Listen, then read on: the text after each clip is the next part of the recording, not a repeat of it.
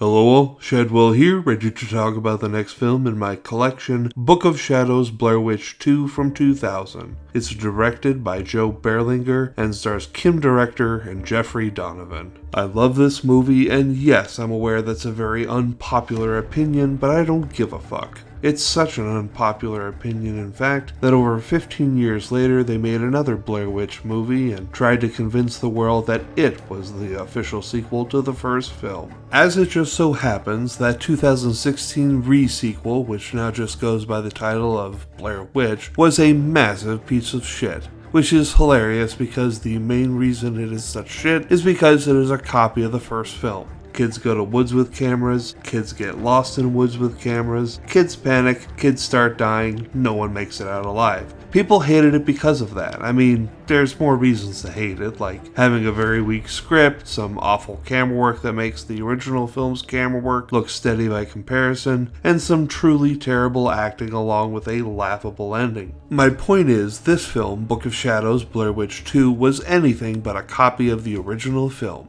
Sure, kids go into woods, but they come back out pretty quickly, and the film isn't a supposed documentary like the original was. There are lots of differences, but I have a lot to get through, so I'm trying to be compact. It was most assuredly not more of the same, and that is very bold, but of course the studio got a hold of the original cut and wanted more violence and more of the same, so they demanded new scenes be shot to help reflect that, including the Massacre at Coffin Rock sequence, and the funny thing is these additional scenes are the worst part of the finished product. I wish there was a director's cut of this film available, maybe some glorious day.